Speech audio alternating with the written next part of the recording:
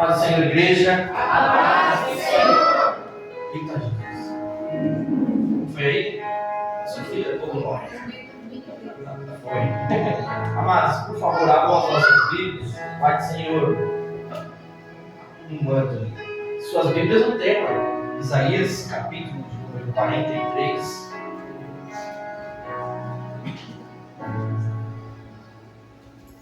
Isaías, capítulo de número 43. O versículo 18, o versículo 19. Versículos 18 e 19. Minha versão um pouquinho diferente.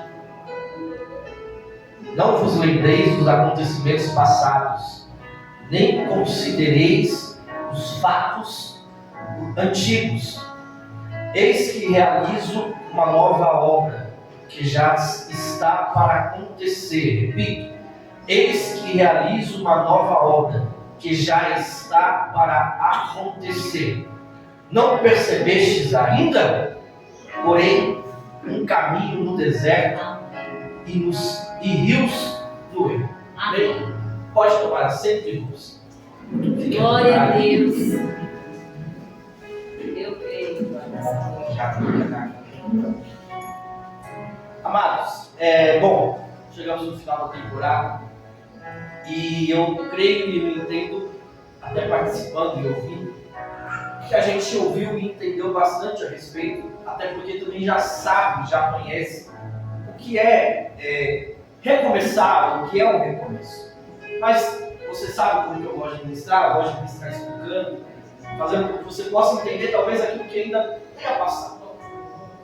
E pensando a respeito do assunto, o dicionário ele vai falar a respeito de recomeçar, e recomeçar é começar de novo, é retomar após uma interrupção. E aqui eu quero fazer um paralelo, uma analogia em relação a construir e reconstruir. Obviamente, você entende que o construir, por exemplo, nós ali, a igreja, o templo que está sendo erguido naquele lugar, ele é uma construção ou é uma reconstrução? Volto a repetir que o rapaz lá fora nos acompanha um pouquinho. O templo que está sendo levantado ali, na Rua Francisco Luiz de Oliveira, é uma construção ou uma reconstrução? Por que é uma construção? É o início, é algo que não existia, é algo que está sendo criado. Gabriel, abaixa um pouquinho o retorno para mim, está dando um pouquinho de eco aqui, obrigado. É algo que está sendo levantado, então ele está sendo construído. Queridos, o que vocês entendem como uma reconstrução? O que é uma reconstrução para você? Uma reforma. Pronto. Uma reforma, sabe? Mas a reforma é assim. E ainda bem que a pastora ela falou isso da reforma, porque é um exemplo que eu queria dar. A reforma, ela tem um tipo ou dois tipos, se assim a gente pode colocar. Por quê? Porque eu posso chegar aqui nesse lugar e a pessoa fala assim, está precisando de uma reforma, né? O que a gente pode fazer aqui? Então, a gente vai pintar essas paredes. Vamos dar uma repaginada. Vamos dar uma cara nova para ela. Você faz, você vem, você pinta ali, por exemplo, você tira o amarelo e coloca um outro amarelo, que eu vou falar outra coisa, porque eu faço qualidade de amarelo. Então você pega esse amarelo, que vamos dizer assim, está um pouquinho apagado por causa do tempo, mas aí você aplica ou reaplica um amarelo em cima dele. Você está fazendo uma reforma, mas você não está reconstruindo. Você só está fazendo uma reforma. Você está como se você estivesse fazendo um renovo. Por quê? Porque o renovo é você já tem algo. E você é renovado. Você recebe algo em cima daquilo que você já tem. Assim é o renovo de Deus para as nossas vidas.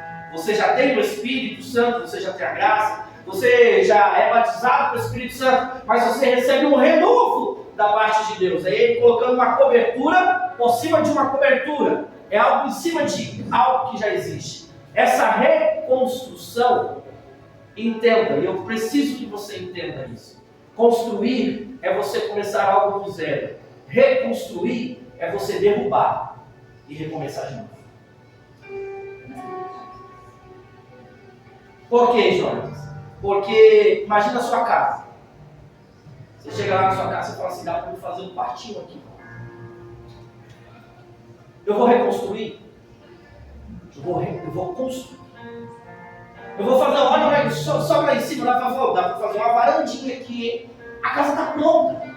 Mas eu olho, eu posso ver que eu posso fazer uma sacada. Eu vou construir ou eu vou reconstruir? Eu vou construir.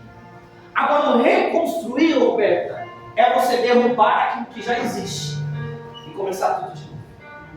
O que Deus ele está falando para nós é exatamente isso. Ele não quer construir, ele não quer começar algo do zero. É você olhar para você, para o seu eu, para a sua personalidade, para o seu caráter, para o seu ego. Deus ele está falando, eu vou reconstruir para Deus. Eu vou quebrar, eu vou derrubar, para me poder reconstruir algo novo sobre a tua vida. Eu espero que você tenha entendido isso. Como eu digo, eu não sou ouvido a glória a Deus, aleluia, mas eu espero que você entenda o que Deus ele quer fazer. Porque eu posso dar, muitos talvez entenderam, mas fica calado, eu sou assim. Eu espero a pessoa estar ali falando, eu espero ela chegar no final do que ela está falando, para eu poder entender tudo. Eu entendi isso, glória a Deus, aleluia. Eu não sou movido a isso, não se preocupe. Mas eu preciso que você entenda que você não está em tempo de construir. Você está em tempo de reconstruir. Deus está dizendo, eu estou destruindo o seu eu para colocar o meu eu. Eu estou destruindo altares que existem dentro de você para colocar o meu altar. Eu estou destruindo coisas que estavam aí dentro que você... Eu estava sentado ali. Eu estava sentadinho meu cara. E às vezes eu fico, Deus falando comigo durante o culto, eu fico escrevendo, fico anotando, fico marcando, fico pesquisando, porque parece que não para. E eu sentado ali, enquanto o Cristiano estava fazendo o período da oração, e Deus estava falando isso comigo. Que essa construção, irmãos, que nós estamos fazendo espiritualmente, tem construções que eu peguei com a minha própria mão. É aí que Deus ele vai reconstruir. É aí que Deus ele vai quebrar. Por quê? Porque eu peguei com a minha própria mão, meu irmão. Eu fui com as minhas próprias forças. E aí, o reconstruir no Google diz que é você retomar de onde você parou. Crente não para. Crente, ele continua andando firme, confiante e avante até o dia que Jesus voltar. Mas em alguma coisa eu parei. Por que eu parei? Porque eu fui com as minhas próprias forças. Aí Deus vem e diz, eu vou reconstruir tudo que você pegou na tua mão. Eu vou derrubar tudo que você pegou com a tua própria força, achando que daria certo, achando que eu estava no negócio. Mas hoje há um recomeço da parte do Senhor para tudo aquilo que eu coloquei na minha mão. Deus vai colocar a mão dele e vem algo novo sobre as nossas vidas. Glória a Deus. Recomeço é algo velho que se torna novo. Imagina ali a construção, o templo está sendo construído. Aí, irmãos, havia ali uma casa ou duas casas, me recordo. Duas casas pastor, de frente assim, e mais uma atrás, algo do tipo, acho que era duas mesmo, três, isso, e um barrancão lá atrás lá. Era feio. Era feio. Quem passava lá, talvez ele sabe, irmão, como você faz o mesmo caminho todos os dias. Só que quando aparece algo novo, você olha e fala, mas ele não estava aqui. E aí você até custa lembrar, eu pelo menos eu sou assim. Eu falei, mas o que era que tinha aqui antes? E eu fico, rapaz, mas eu estou olhando e falei, mas isso aqui é novo. Isso daqui é diferente. Deus ele está fazendo isso com a tua vida e com a minha vida. Você entendeu? Deus ele está fazendo isso com as nossas vidas. Ele está pegando aquilo que é ultrapassado. Deus ele está pegando aquilo que para a humanidade não era nada. Sabe, aos olhos humanos, aos olhos até espirituais, não era absolutamente nada. Irmão, Deus ele está limpando. Sabe, Deus ele está ali, ó. Não, eu vou derrubar isso daqui. Eu lembro até hoje, o dia que a gente foi lá derrubar a casa lá. Era algo que eu estava lá. Tirar as telhas, sabe, aquela loucura, janela, porta. Irmão, Deus ele está fazendo dessa forma na nossa vida, dentro da nossa casa. Ele está tirando as portas, Deus ele está quebrando as paredes, Deus ele está tirando o telhado. E aí eu imagino como se tivesse alguém perguntando, Deus, o que o Senhor vai fazer? Ele está dizendo, você não está vendo? Eu vou fazer uma coisa nova. Eu tenho uma obra nova, neste ambiente, você pode não entender, você pode não ver hoje, mas Deus já está fazendo algo novo nas nossas vidas. Deus está mexendo para quem passa e olha aquele lugar, sabe? Eu pego aquele lugar porque assim, é um marco que está recente na nossa memória. Talvez você está mexendo lá na sua casa, em algum ambiente, alguma coisa, mas eu não sei, eu estou falando de algo que nós estamos vendo. Você viu como era, você viu as casas que tinha ali, você viu a fachada, você está vendo o que está sendo feito. Daqui a alguns meses você vai ver concluído e você vai lembrar do que era antes para o que é agora. Jesus ele está falando, vão ver o que você era, vão lembrar do jeito que você era, vão se recordar, não era nada, não prestava, não podia, mas Jesus diz, eu entrei e fiz algo novo na vida dele, eu fiz algo novo na vida dela, eu transformei, e agora aquilo que não era nada, aquilo que não prestava, aquilo que não podia, tem cara de crente, tem jeito de crente, tem cheiro de crente, tem atitude de crente, e o que é o crente? É o representante de Cristo. Então quem olha para você, Alexandre, não vê mais o Alessandro do mundo, ele vê o Alessandro de Cristo. Quem olha para aquela, não vê mais aquela do mundo, vê aquela de Cristo. Quem olha para o Leandro, não vê mais o Leandro do mundo, mas vê o Leandro de Cristo. Quem olha para você, vê que Deus deu uma repaginada, Deus fez uma reforma, Deus reconstruiu, Deus fez algo novo na tua vida, e agora tu tem cara de crente. Glória! Irmão, nem comecei.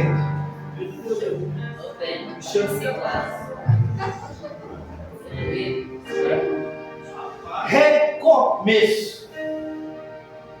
Isaías 43. E eu vou falar isso porque eu não vi ninguém falando. Vou ficar doido quando eu prego primeiro, eu já saio soltando tudo, né? Mas cheguei no final, vou falar, foi bom.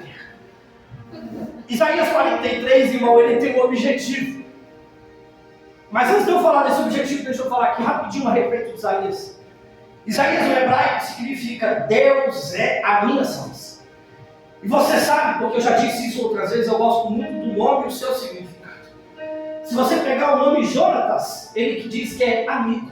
Olha que coisa bonita. Se eu não sou teu amigo, calma aí que não vai ser resolvido. Fica tranquilo que a gente chega lá. Mas quem sabe que eu sou amigo, eu sou amigo. Quando nós escolhemos o nome da Maitê, nós caçamos. E vimos que o nome da Maitê significa amável, doce. E aí você vê essa coisinha linda correndo para tudo quanto é lado e vai com todo mundo. Se você pegar ela hoje, ela não vai chorar, ela não vai se lear, porque o nome dela já diz alguma coisa. Isaías significa Deus é a minha salvação. E eu em casa, pastor, pensando, meditando, eu imaginando, porque naquela época o nome tinha alguma coisa. Isaac, riso, sorriso, a alegria da minha velhice. Então imagina alguém chegando na casa de Abraão e falando, não, e esse menino? Qual é o nome desse menino? Aí vem Sara, não tem Isaac. E por quê? Porque é o filho da minha velhice, é o meu sorriso, é a minha alegria. E alguém fala, glória. Eu imagino alguém na casa agora de Isaías, chega aí conversando com o pai, conversando com a mãe, Isaías pra lá, pra cá, correndo aquela loucura, e alguém pergunta, como é o nome dessa criança? Alguém diz, Deus é a minha salvação. Eu vou falar Isaías e você vai repetir o nome e o significado do nome. Lembrando que Isaías, Deus é a minha salvação. 1, 2, 3. Isaías, Deus é a minha salvação. Isaías, Deus é a minha salvação. A última para ficar gravada. Isaías, Deus é a minha salvação. Eu quero que você grave isso muito bem no teu coração, irmão. Porque você tem que declarar assim, como eu imagino que todas as vezes que alguém falava Isaías, o coração dele talvez ardia se longe, lembrando que Deus é a minha salvação.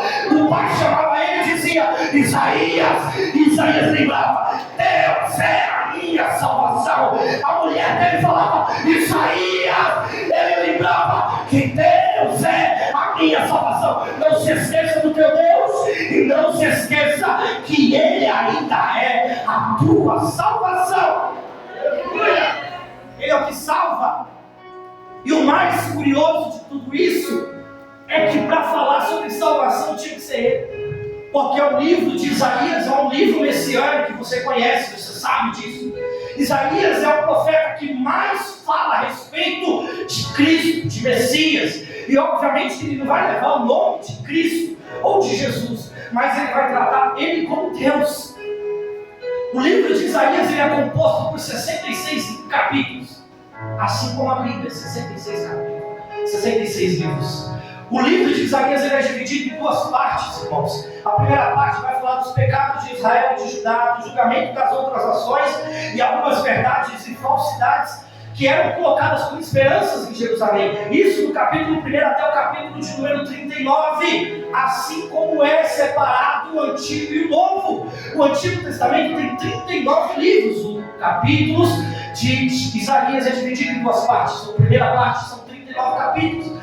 A segunda parte ele vai falar a respeito do libertador de Israel, o futuro redentor e o futuro reino, assim como é o Novo Testamento, quando fala a respeito de Jesus. A segunda parte do livro de Isaías tem 27 capítulos. E o Novo Testamento? 27 livros. O livro de Isaías é uma Bíblia. Contada por livros e capítulos, separado em duas partes, 39 e 27. Então, alguém sabe aquele negócio? Você vai falar a respeito de cura. Como é que uma pessoa magoada vai falar a respeito de cura? Não, perdona, não. Vocês são poucos. Vira e mexe, você deve ter ouvido isso. Às vezes eu escuto bobeira desse tipo. Mas você não entende qual é a linha de raciocínio. Você acredita demais no que a pessoa está falando, até que ela me prove o contrário, eu vou confiar na palavra dela. Porque se eu desconfiar do que ela está falando, que amor e carinho é esse que a gente tanto prega? Então, eu tenho dado, e vocês sabem, os obreiros sabem, que na data de aniversário de cada obreiro eu dou um presente em nome da liderança da igreja, em nome da igreja. E esse ano Deus tocou muito no meu coração para dar um mimo, se a gente pode falar. E alguém foi na minha casa um dia e está lá, né? Já comprei já os próximos. E eu falei assim, você quer? É um livro. Você quer emprestado? Ela falou, eu quero. Pegou. Ela falou, nossa, mas por que tantos do mesmo? Eu falei, porque é um presente para os obreiros. A pessoa olhou para minha cara e falou assim, mas você acha que eles vão ler? Eu falei assim, se eles vão ler ou não, o problema é deles. O meu papel eu estou fazendo. Verdade. Eu falei, se eles vão ler ou não, filho, que eu tenho a ver com isso? Eu não posso. Eu não vou dar para porque não vai ler. Eu vou dar para isso porque eu não posso tratar você dessa forma. Aí Deus ele pega alguém para falar sobre salvação. Quem? Aquele que já leva o nome da salvação. Aquele que já leva o nome da salvação sobre a vida dele. Então o que acontece sobre a tua vida é porque Deus está trabalhando dentro de você para que outras pessoas possam ser alcançadas e edificadas através do que acontece com você. Poxa Deus, eu queria viver a vida de fulano. Poxa Deus, eu queria viver... Não, meu querido. Tem alguém te observando e enquanto você está lá na tua casa de joelho dobrado, chorando, falando, Deus, me ajuda, Deus me dá força, Deus salva, Deus cura, Deus liberta. Você pode ter certeza que tem alguém do lado de fora e vendo que a pouca força que você tem, ele está olhando e falando assim, aquela pessoa ali é forte, aquela pessoa ali ela tem um Deus poderoso, aquela pessoa ali eu não vejo ela faltar nenhum dia na igreja, eu não vejo aquela pessoa reclamando de nada. Por quê? Porque é na hora do joelho que eu me entrego na presença do Senhor. Mas quando eu abro a porta da minha casa, é bom dia, é boa tarde, é boa noite, é um sorriso no rosto. Por quê? Porque a luta que você passa é no escondido, é no segredo. Mas Deus ele está vendo tudo. Mas há uma nuvem de testemunhas aí fora que está de olho em você e vendo o Deus que você serve. Por isso eu volto a dizer, o que você leva sobre a tua vida, a vida que você está levando até o dia de hoje, não se preocupa, Deus está vendo tudo, Deus está protegendo você em tudo, porque existe alguém que precisa ser salvo através da vida que você leva. Então você pega, por exemplo, lá a história dos meninos lá, Sadraque, Mesaque e Abednego. Eu lendo e relendo aquele texto, Tudo aquilo acontece para salvar Nabucodonosor. Se você entrar na história, se você jogar no Google, no YouTube, a história lá fora, não é nem na Bíblia, a história lá fora vai falar que Nabucodonosor foi um dos maiores reis que teve, um dos maiores governantes que teve em todas as ações. Aqui vai se falar pouco a respeito dele, mas sabe que ele existiu, sabe que foi um homem poderoso, foi um homem que invadiu Jerusalém e trouxe ela como cativo. Só que quando acontece a história de Sadraque, Mesaque e Abednego, a história de Nabucodonosor muda, Alessandro. Por quê? Porque quando ele chega lá e ele vê que não é só 3 meninos que estão lá dentro, mas há um 4º homem, a partir daquele dia ele solta um decreto falando que pode destruir todos os outros deuses que existem. Por quê, rei? Porque só existe um Deus verdadeiro. É o Deus de Sadraque, Mesaque e Abednego. E a história vai dizer que agora Nabucodonosor se converte a ele. Tudo tem um propósito, tudo tem um porquê. Com Cristo não vai ser diferente nos dias de hoje. Tem alguém te observando, mas você pode ter certeza que assim como Deus tem guardado a tua vida até o dia de hoje, Deus está tocando a tua vida para saber que tem alguém te olhando do outro lado, para saber o Deus que você serve. É na calada. A história vai dizer que o profeta passava todos os dias lá na frente da casa da mulher e ele não abria a boca uma só vez para falar absolutamente nada, mas a mulher sabia que ali é o quê? Um homem santo de Deus. Um homem santo de Deus. É assim nas nossas vidas, irmãos. Tem alguém te observando? Deixa olhar, deixa observar, deixa ver, deixa frequentar a tua casa para saber o que está acontecendo lá dentro. É Deus no comando de todas as coisas. O texto diz, irmãos, o capítulo 1, versículo 1, e é rapidinho. Vocês vão ver. O versículo 1 vai dizer assim, ó. Mas, versículo 1 do capítulo 43. Mas agora sim diz Yahvé que te criou, ó Jacó, e que te formou, ó Israel. Não temas, porque eu sou. Não temas, porque eu te salvei. Convoquei-te pelo teu nome, por exemplo.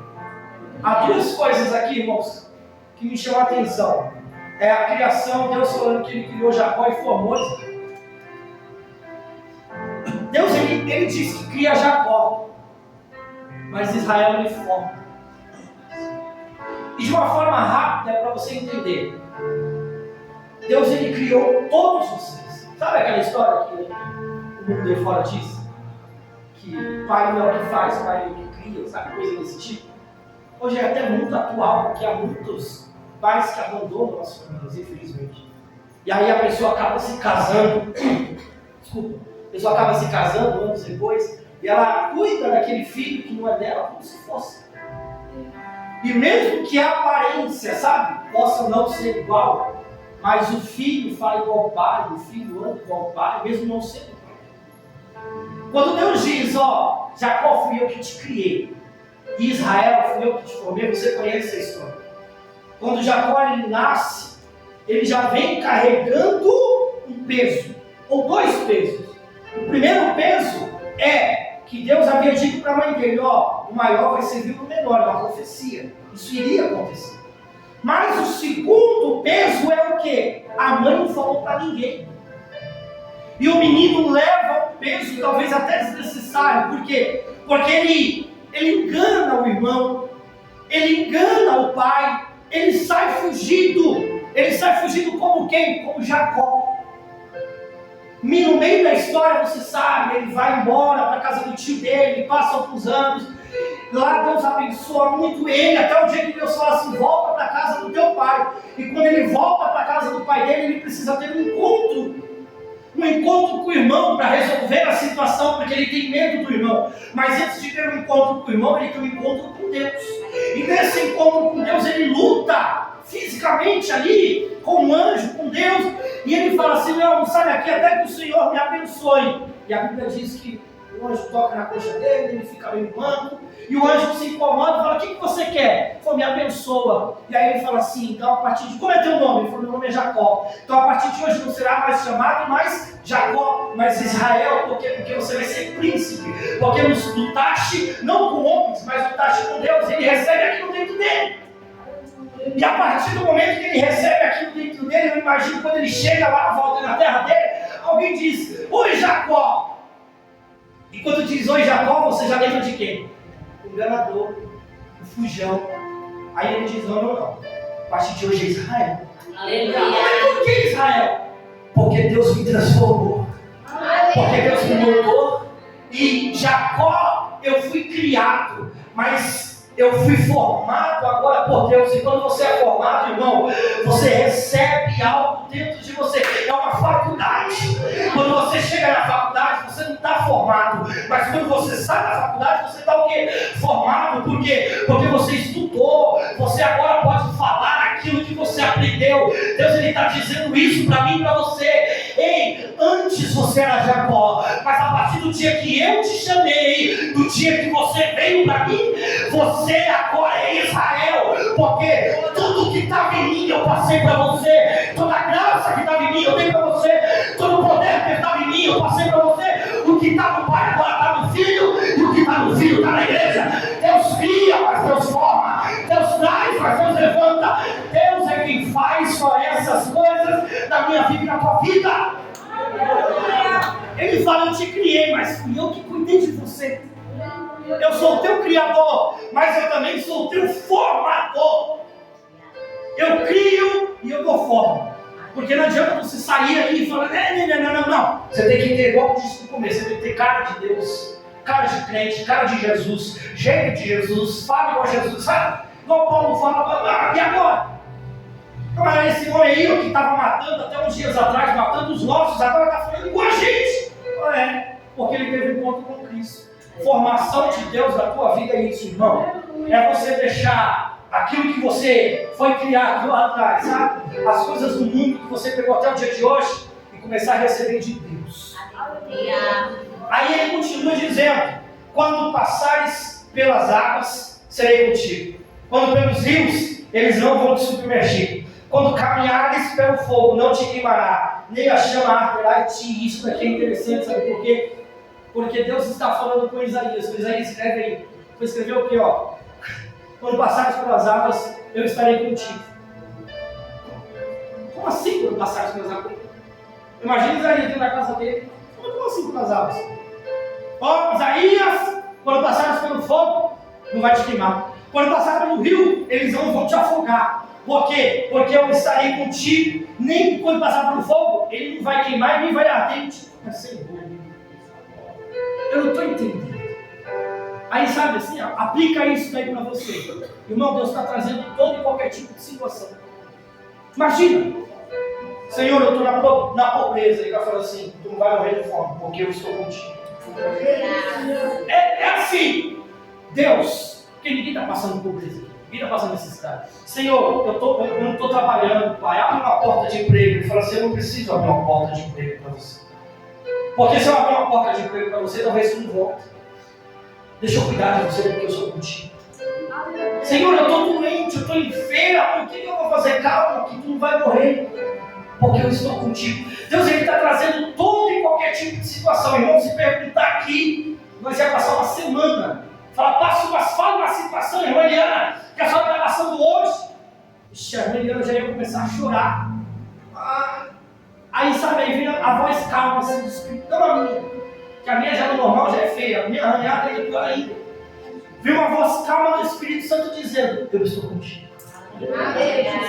Se perguntarem para o irmão Gil, fala uma situação, irmão Gil, que o Senhor está passando hoje, o que está te afligindo, o que está te apertando, eu tenho certeza que Ele ia colocar. Aí vem o Espírito Santo de Deus mais uma vez dizendo: eu estou contigo. Então, querido, não importa a situação que você passe, não importa a tormenta, a turbulência que está tudo isso, Deus está contigo em todas essas situações. É como se Ele estivesse falando, sabe? Quando passares pelas águas, assim Ele vai dizer: quando passares pelo inverno, eu estarei contigo. Quando passares pela primavera, eu estarei contigo. Quando passares pelo outono, eu estarei contigo. Quando passares pelo verão, eu estarei contigo. Mas, Senhor, não é possível que o Senhor vai estar comigo em todos os momentos. Sim, eu estarei com você em todos os momentos da tua vida. Por isso que ele diz: não temais, não temais, porque eu sou o Senhor teu Deus. Os versículos 3 e 4 se completam, porque ele diz: porque eu sou Yahvé, o teu Deus, o Santíssimo de Israel, o teu Salvador. Tem o Egito por resgate, Cuxi e observar por ti. Visto que fostes precioso aos meus olhos, digno de honra, e eu muito te amei, darei homens por ti e os povos pela tua vida. Eu estudando em casa, assim, tentando entender a história do que acontece, e é muito simples. Deus, irmão, quando o povo ele é castigado, quando o povo ele é afligido lá no cativeiro, Ciro vem para resgatá-los, porque aqui o profeta, até Isaías mesmo fala a respeito de Ciro, que ele vai vir como um grande libertador. Então, quando Ciro vem, Ciro, ele além de ser um conquistador, ou melhor, Ciro não é um conquistador, porque um conquistador ele chega, ele conquista e ele toma posse daquele ambiente, assim como Nabucodonosor fazia. Mas Ciro ele é um libertador. Por quê? Porque aonde Ciro ele chegava, ele libertava os povos que ali estavam escravos. Então, quando Ciro entra aqui na história, ele entra para libertar. Só que a história vai dizer que o filho de Ciro chega até o Egito e conquista o Egito. A história vai dizer que o filho de Ciro chega até a Etiópia e conquista a Etiópia. A história vai dizer que os filhos de Ciro chegam em Sabá e conquistam Sabá. Aí Deus vem dizendo: por amor de você, meu filho, eu vou te libertar, mas alguém vai ter que pagar o preço, alguém vai ter que fazer alguma coisa para você se libertar. Aí Deus vem no meu coração dizendo: eu coloquei Jesus na tua vida para poder libertar você de toda escravidão, de toda prisão, porque Ele, Jesus Cristo, é o nosso libertador. Aleluia. O versículo, irmão, 5 vai dizer: não temas, porque eu sou contigo. Trarei a tua descendência desde o Oriente e eu vou ajuntar ela até o Ocidente. Ordenarei ao norte, dar ao sul, não retenhas. Trazei hoje os meus filhos distantes e todas as minhas filhas das extremidades da terra. Irmãos, aqui tem 3 pontos.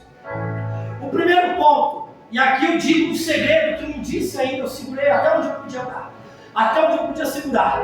O capítulo 43 de Isaías, irmão, misericórdia, ele está falando de coisas que ainda vão acontecer. Jonas, como assim? Eu digo para você, o profeta Isaías, irmãos, ele não é contemporâneo de Jeremias. Por quê? Porque Jeremias fala, Deus usa a boca do profeta Jeremias para dizer: vocês serão levados cativos e voltarão daqui a 70 anos. O cativeiro de vocês vai durar 70 anos. Mas Isaías ele vem muito antes. O nascimento de Isaías é 765 a.C. Jeremias ele vem em 650 a.C. O tempo, lembrando que ele é decrescente, ele vem diminuindo até chegar ao marco zero. O marco zero é o nascimento de Cristo. Quando nós falamos 2024, é a partir do momento que Jesus nasceu, e 2024 anos já se passaram. Eu espero que você tenha entendido, porque não dá tempo de voltar. Então, quando Isaías vem no capítulo 43, irmãos, ele está falando para o povo de Israel e de Judá, mas dizendo melhor de Judá, porque ele é da nação de Judá. Ele diz: vocês serão levados cativos, mas voltarão para esse lugar. E depois Jeremias vem dizendo: aquilo que foi dito vai se cumprir, vocês serão levados cativos. Então Jeremias ele está falando de algo que ainda nem aconteceu, irmão. Jeremias ele está retratando algo, irmã Ana, de algo que ainda não ia nem começar. Irmão, olha como é que Deus ele trabalha. Deus ele já está dando bênção você fique junto. Deus ele já está dando proteção, Alessandro, antes de mesmo de sequer ouvir que haverá alguma desgraça. Deus ele já está cuidando do povo de Israel quase 100 anos antes do que realmente iria acontecer. Quando eu digo que há 3 pontos nesse versículo, o primeiro ponto é: pós-cativeiro, o povo se espalha. Então, quando a Babilônia vem e leva Judá como cativo, muitos vão para muitos lugares. Eles se espalham. Os que ficaram até descem para o Egito. Por quê? Porque agora tem fome. Aí Deus está dizendo para eles, no versículo 5: não temas, porque eu sou contigo. Trarei a tua descendência desde o Oriente e te ajuntarei até o Ocidente. Eu imagino Isaías não entendendo nada. Falei: Senhor, como assim? Mas lembre-se que haveria uma espalhação. O povo de Israel seria espalhado. O segundo ato é quando há a Segunda Guerra Mundial e veio Hitler. E aí você conhece a história do Holocausto, você conhece a história da Alemanha, você sabe o que Hitler fez. Muitos judeus fugiram de Israel. Por que você acha que tem judeu aqui no Brasil?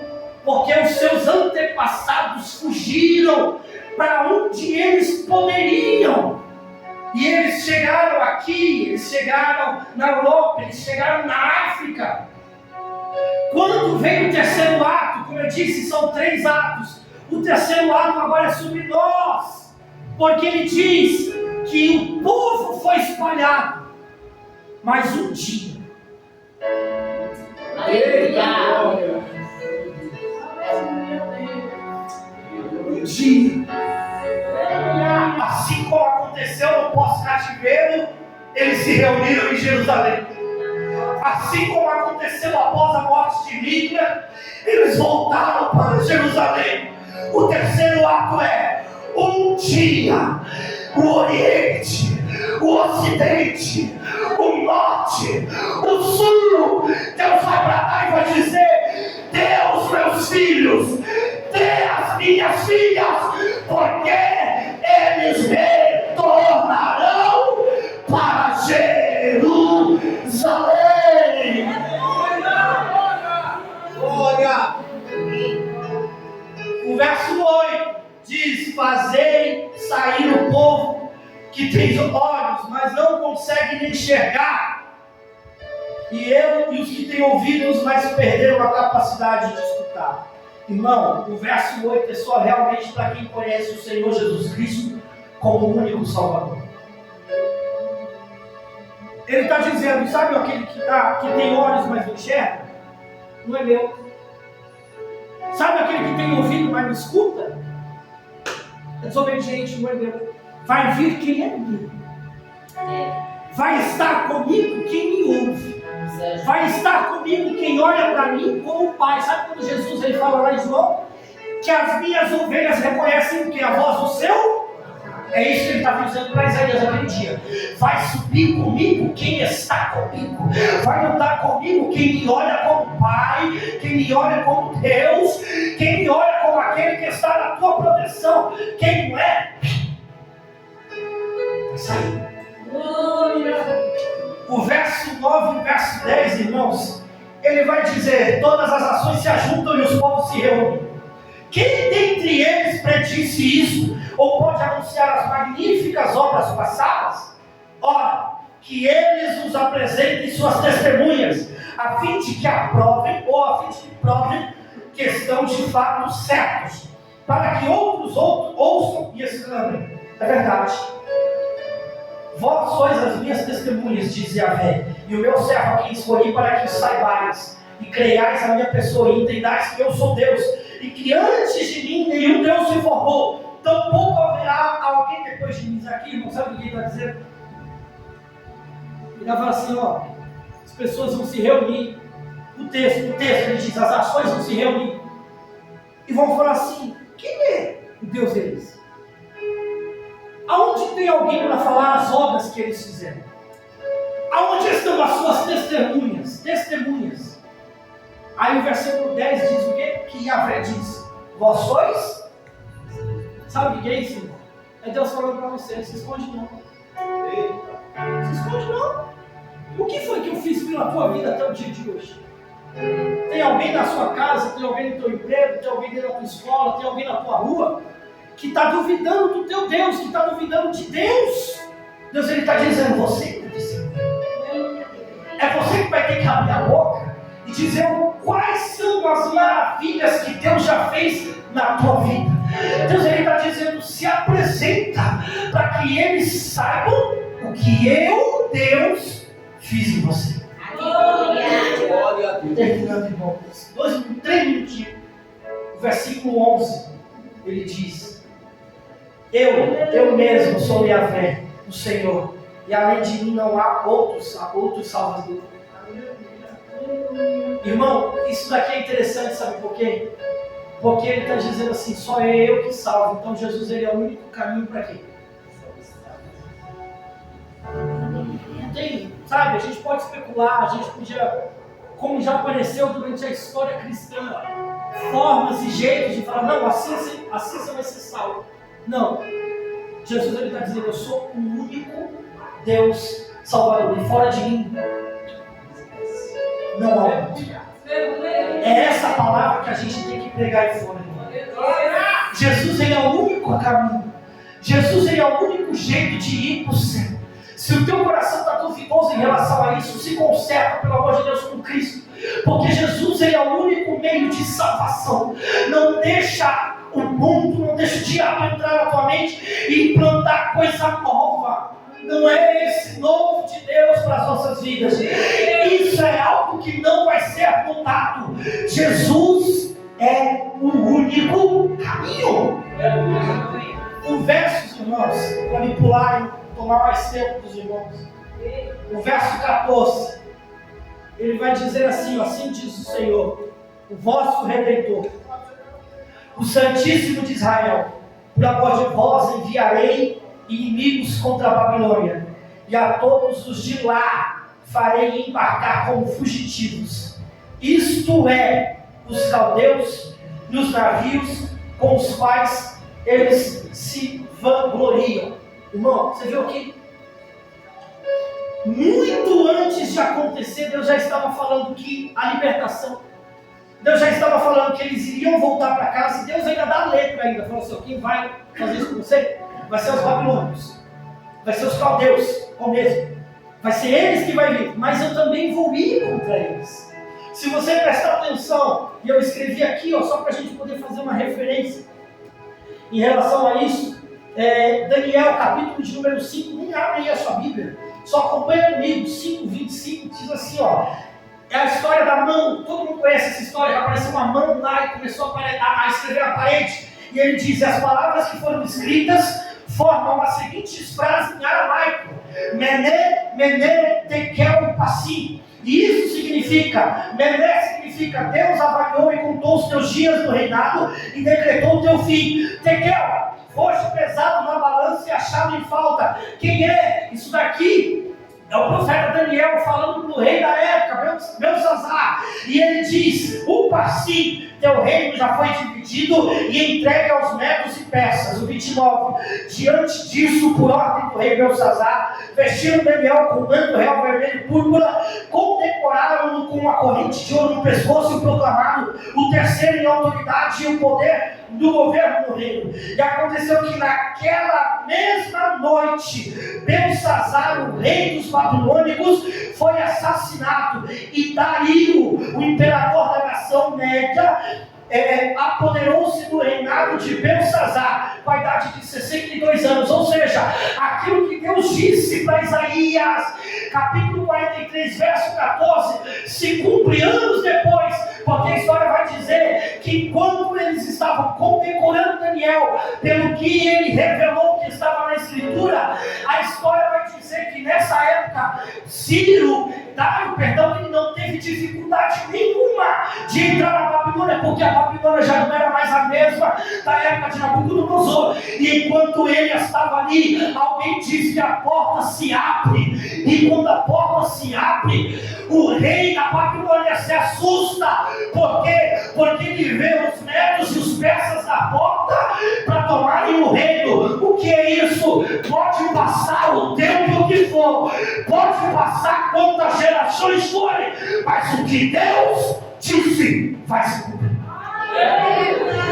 Não importa, irmão. O que Deus falou para você vai acontecer. Jonatas está demorando, não importa. Deus ele cumpre. Jonatas, não aconteceu ainda, não se preocupa. Deus ele faz acontecer tudo aquilo que precisa acontecer. E os versículos que a gente leu, para mim não poder mais estender, os versículos 18 e o versículo 19, irmão, é Deus, o Deus do passado é o mesmo de hoje.